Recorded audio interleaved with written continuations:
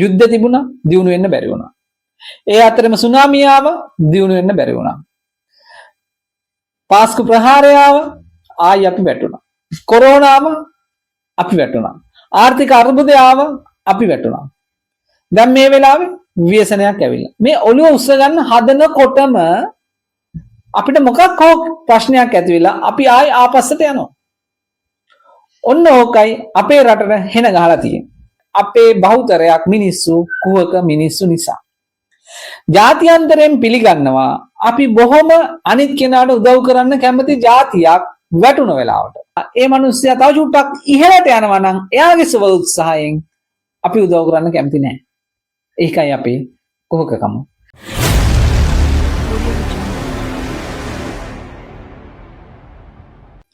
අයිබෝන් life විත් ශිරාන්සිලා channel එකට ඔබව සාදරයෙන් පිළිගන්නවා. ඇයි අපිට රටක් හැටියට නැගිටින්න බැරි? සරල උත්තරයක් මම දකින්න විදියට තියෙන්නේ. මේකට ඔබ එකඟ වෙන්න පුළුවන්, නොවෙන්නත් පුළුවන්. නමුත් මම මේ කියන්නේ මට හිතුණ දේ. හරිද වැරදිද කියලා ඔබ තීරණය කරන්න. අපි ජාතියක් හැටියට අසරණ වුණ මිනිස්සුන්ට උදව් කරන්න කැමතියි. ඒක හොඳටම උදාහරණ සහිතව පෞගිය ව්‍යසනයේදී අපි දැක්කා. කවුරු හරි වැටුණ වෙලාවට උදව් කරන්න කැමති අපි හිතලා බලන්න නැගිටින වෙලාවට උදව් කරන්න කැමතිද? තව කෙනෙක් දියුණු වෙනවට අපි කැමතිද? නෑ. අපි කුහක ජාතියක්. මම හිතන්නේ අපි රටක් හැටියට දියුණු වෙන්න යන හැම වෙලාවකම අපිට ප්‍රශ්නයක් ඇති වෙන්නේ මේ අපේ කුහකකම හේතු කරගෙන. ඒක පොළොවේ ප්‍රශ්නයක් නෙමෙයි, අපේ ඇතුලේ ප්‍රශ්නයක්. මේක අපි අපිටම කතා කරගන්න ඕන වෙලාවක්. මම මේක කලින් කතා කරන්න ඕන වෙලා තිබ්බත් මම මේක තව ටිකක් පරක්කු වුණේ මේ වීඩියෝ කරන්න ව්‍යසනයේ වෙලාවේ මිනිස්සුන්ගේ හිත රිදෙයි කියන එකත් එක්ක. ඇත්තටම හිතලා බලන්න අපේ රටේ කොච්චරනම් ඉඩම් නඩු තියෙනවද? ඉඩම් වලට කොච්චර අපි මරාගෙන තියෙනවද? ඒකම අපි කැමතිද තව කෙනෙක් ගෙයක් දොරක් හදනවට? එහාට ගෙදර මිනිස්සයා හොඳින් ජීවත් වෙනවට අපි කැමතිද? මම මේ කතා කරන්නේ බහුතරයක් ගැන. 100% ගැන නෙමෙයි. බහුතරයක් මිනිස්සු රටේ කුහකයි. ඔන්න කුහකකම නිසා තමයි මම හිතන්නේ අපේ රටට yaadෙන්නේ නැත්තේ. ඒක සාමාන්‍ය මිනිස්සයාට විතරක් නෙමෙයි, පැවිදි පූජකයාටත් බලපාලා තියෙනවා. පැවිදි පූජකයාත් කුහකයි.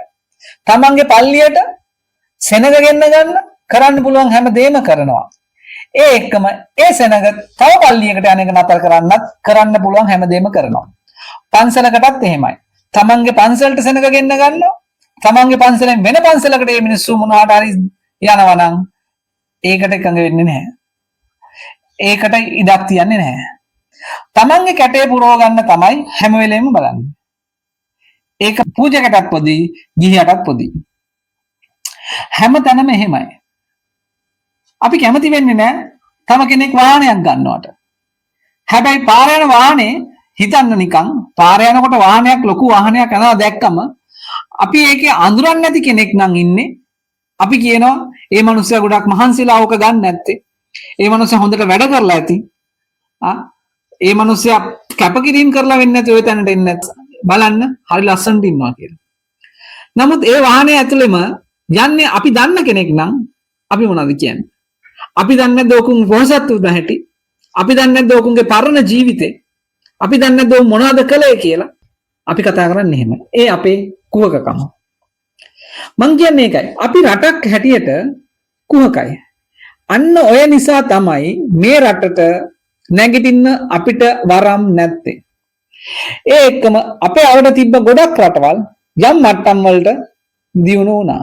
විශේෂ කොටම ඉන්දියාව.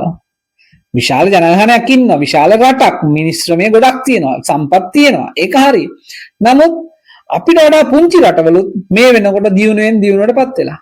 නමුත් අපේ පොළොවේ අපි ආර්ථිකව නැගිටගෙන එන හැම වෙලාවකම, සංවර්ධනය වෙන හැම වෙලාවකම අපිට ප්‍රශ්නයක් මතුවෙනවාමයි.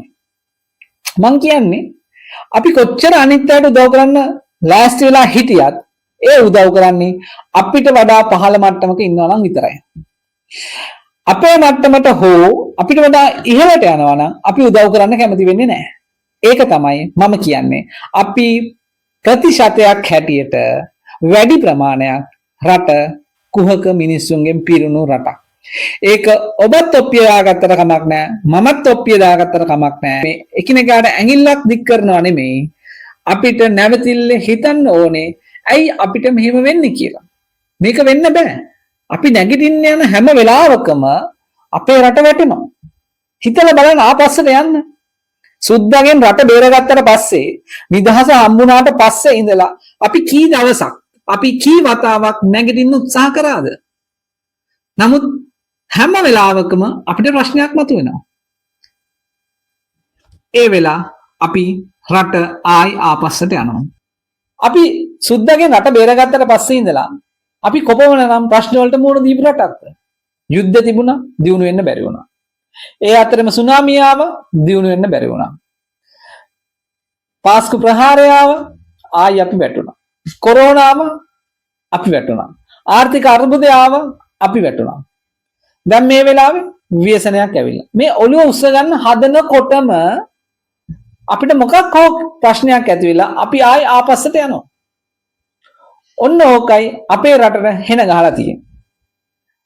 අපේ රට දියුණු වෙන්නේ නැත්තේ, අපේ රට සාර්ථක නොවෙන්නේ මම හිතන විදිහට අපේ බහුතරයක් මිනිස්සු කුහක මිනිස්සු නිසා. ජාත්‍යන්තරයෙන් පිළිගන්නවා අපි බොහොම අනිත් කෙනාට උදව් කරන්න කැමති ජාතියක් වැටුණ වෙලාවට. අපේ මිනිස්සු හැමෝම ඉදිරිපත් වෙනවා. හැමෝම ආධාර කරනවා. හැමෝම මුදල් යොදවනවා. හැමෝම මහන්සි වෙනවා. ඒ කෙනෙක් වැටිච්ච වෙලාවට උදව් කරන්න. හැබැයි ඒ මිනිස්සයම සාමාන්‍ය විදිහට ජීවත් වෙලා ඒ මිනිස්සයා තව චුට්ටක් ඉහළට යනවා නම් එයාගේ සුව උත්සාහයෙන් අපි උදව් කරන්න කැමති නැහැ. ඒකයි අපේ කුහකකම. මම හිතන්නේ මේකට ඔබ එකඟ වෙන්න පුළුවන්, නොවෙන්න පුළුවන්. ඔබේ අදහසත් පල්ලෙහාන් කමෙන්ට් කරගෙන යන්න. ඔබට ජය.